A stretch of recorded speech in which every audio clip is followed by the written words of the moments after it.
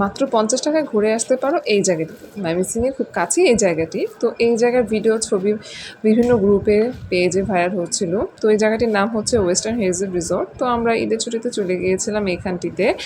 এখানে যাব করে ভাবছিলাম, অনেক দিনই হয়ে গেছিলো বাট যাওয়া হচ্ছিল না। বাট অনেক ভিডিও দেখেছিলাম, তো ভিডিওটা জন্য চলে গেলাম যে এই জায়গাটা আসলে এত সুন্দর নাকি ক্যামেরাতেই সুন্দর। আসলে না, বাস্তবেই খুব সুন্দর। তো আমার রিতম বাবাই তো এখানে গিয়ে বেশ খুশি, কারণ ও খোলামেলা বড় জায়গা খুব ভালোবাসে। আর যতই ক্লান্ত থাকুক না কেন, যতই থাকুক না কেন, ও ঘুরতে গেলে কোথাও মানা নেই। ওই দিন তীব্র গরমও ছিল, বাট ও ঘুরতে খুব ভালোবাসে। তো আমরা চলে গিয়েছিলাম রিক্সা নিয়ে খাগড়ার এদিকে। তো খাগড়ার এখানে রিক্সা ভাড়া চেয়েছিল 80 টাকা। তারপর এই জায়গাটিতে এসে ওয়েস্টার্ন হেরিটেজ রিসর্টের সাইনবোর্ড পাওয়া যাবে, এখানেই দেওয়া থাকবে নদী পারাপারের জায়গাটি। তো এই বিল্ডিংয়ের কাছেই ছিল নদী পারাপারের জায়গাটি। এখানে নৌকায় নদী পারাপার হচ্ছিল, মাত্র 10 টাকা জনপ্রতি পারাপার হয়ে যায়। বিশ্বাস করুন 1 মিনিটও লাগেনি পারাপার হতে, বাট 10 টাকা করে ছিল জনপ্রতি। আমার কাছে একটু বেশি লেগেছে, 5 টাকা হলে ঠিক ছিল। তারপর এখানে আমরা পার হয়ে রিতমকে নিয়ে যাচ্ছিলাম। ও তো বেজায় খুশি, মানে ও ঘুরতে বললাম না প্রথমেই, খুব খুশি হয়। তো রিসর্টে একটু নদী বা রিক্সার ব্যবস্থা থাকলে বেশি ভালো ছিল। ডিরেক্ট থাকলে মানে হাঁটতে নদী পারাপার হতে একটু কষ্টই লাগে। তো নদী পারাপার হওয়ার পরে কোনো এখানে অটো সিএনজি ছিল না, বেধায় আমাদের 15-20 মিনিটের মতো হাঁটতে হয়েছিল। বাট ইন্টারেস্টিং, ভালোই লেগেছিল। বাট এত কষ্ট করে হাঁটার পর যখন এই জায়গাটাতে আসি তখন খুবই ভালো লাগছে। কারণ ময়মনসিংহের মধ্যে যদি সিলভার ক্যাসেলের পরে বলি কোনো রিসর্ট বা কোনো হোটেল সুন্দর, তাহলে বলবো আমি ওয়েস্টার্ন হেরিটেজ রিসর্ট। কারণ এখানে জায়গাটা খুবই খোলামেলা এবং কটেজগুলো খুব সুন্দর।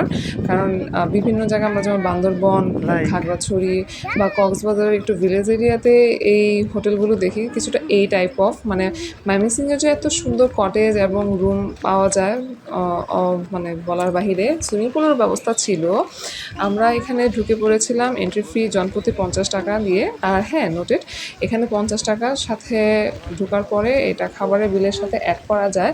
মানে আমরা দুজন ধরেন 100 টাকা এন্ট্রি ফি নিয়েছি, পরে এখানে ধরেন 500-600 টাকা খাবারের বিল হলো, ওখান থেকে 100 টাকা আর কি মাইনাস করা যায়। তো এখানে মেন গেট ছিল, তো আমরা ঢোকার পরে গার্ড আমাদের টিকিট কেটে দিল, তা আমরা ভিতরে চলে গেলাম। এটা বিশাল বড় এরিয়া নিয়ে এটা হয়েছে। এখানে একটা ব্রিজও আছে যেটা খুবই ফেমাস। এখানে গিয়েছিলাম, রিতম তো খুবই খুশি। মানে বলছে কোথায় আসছি, কিছুটা মনে হচ্ছিল যে ঢাকার সাইডে বা গাজীপুরের সাইডে যে রিসর্টগুলো হয় এগুলো। আর এখানে যে দেখেছিলাম যে বিভিন্ন কনস্ট্রাকশন কাজ চলছে, মানে আরও রুম কটেজ এগুলো তৈরি হবে। তো আমার কাছে এখানে এই হোয়াইট কালারের দালানটা খুব ভালো লেগেছিল, কিছুটা জমিদার বাড়ির ফিলিংস দিচ্ছিল। তো এখানেও কাজ চলছিল। এখানে অনেক ভাইয়ারা দেখলাম যে ফটোগ্রাফি করছিল। আর এখানে এই যে কটেজগুলো বলছিলাম, যেটা বান্দরবন বা খাগড়াছড়ির মতো ভাইব দিচ্ছিল, এটা হচ্ছে সেই জায়গা। তারপরে এখান থেকে রিতম তো প্রচুর খুশি, দৌড়াদৌড়ি করছিল। আর এখানে সুইমিং পুলও ছিল, ওইখানে যেতে চাচ্ছিল, বাট বলেছিলাম যে বাবা আরেকদিন আমরা এখানে স্টে করব, তারপর তুমি এখানে খেলাধুলা করো।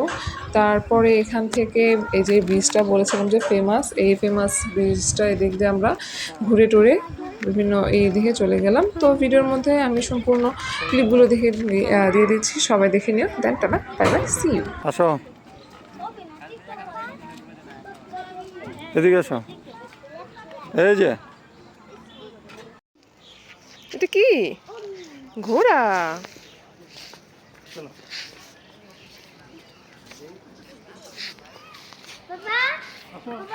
আসো আসো আসো,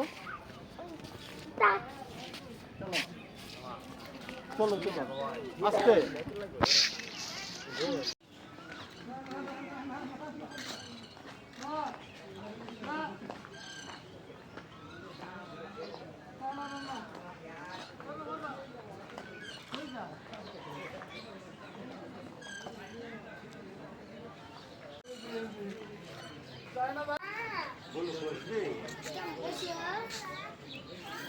বলো নাম কি?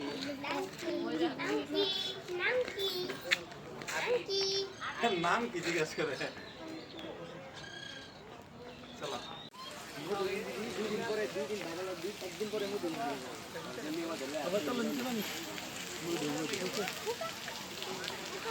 ধরো ধরো।